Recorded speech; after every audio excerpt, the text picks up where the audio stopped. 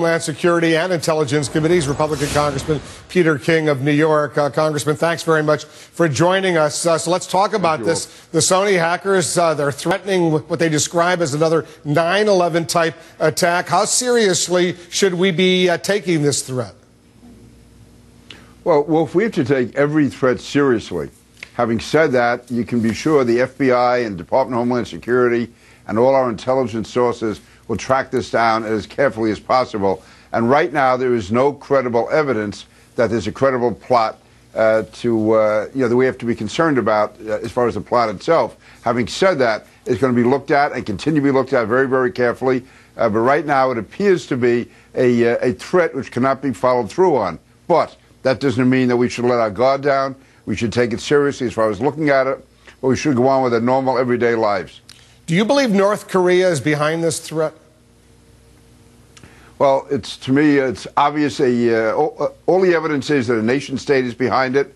As far as I'm concerned, North Korea is an organized crime family disguised as a nation state.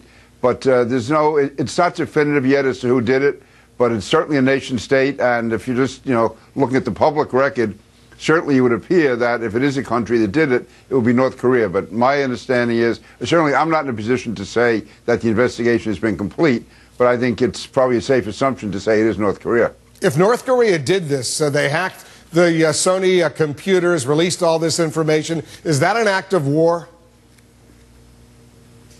It's certainly an act against our country and against our interests.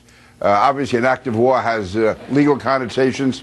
But I think we have to stop kidding ourselves to think we have any chance of having a cordial or even a working relationship with North Korea. As I said, this is an organized gang of criminals that runs North Korea. And, the sooner we face up to that and realize that's the reality, the better we are. What action the president wants to take, of course, as commander-in-chief, that's his prerogative. To call it an act of war, that's probably going too far at this stage, but it certainly is an act against our national sovereignty.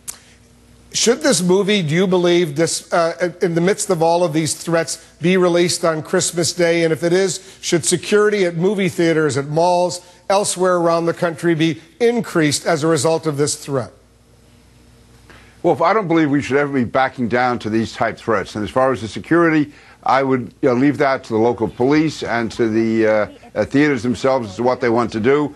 I know that, for instance, in New York, whenever there's threats of any type, whether it's on a Jewish holiday, whether it's a national event, a national holiday, for instance, the NYPD always takes appropriate security measures. But again, I would leave that up to them.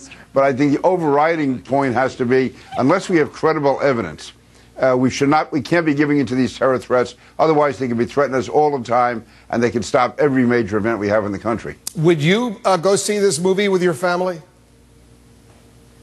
I don't know if I'd go see the movie. I wouldn't be afraid to go to the movie because of the threat. Again, I'm not a big movie goer. I'd have to see the reviews. Probably I would go now just as an act of defiance, but I'm not a big movie guy.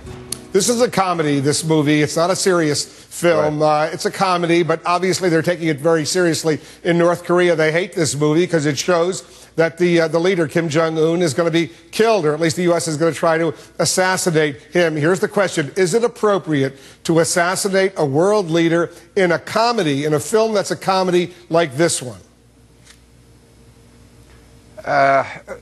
There's no reason not to do it. I'm not saying it's always good form. I'm not that. To me, if we're talking about, again, the leader of an organized crime country, then I would say that there's nothing immoral or inappropriate about it. But again, whether it is or isn't, the fact is, today in the 21st century, you don't threaten to kill people because you don't like a movie. I mean, back in the 1930s and 40s, Charlie Chaplin was making a fool out of Adolf Hitler.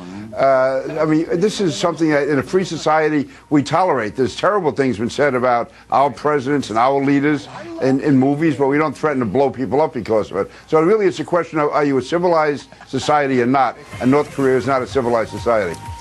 Congressman, we have a lot more to discuss. I want you to stand by. We're going to move on. There's other threats out there, including a horrific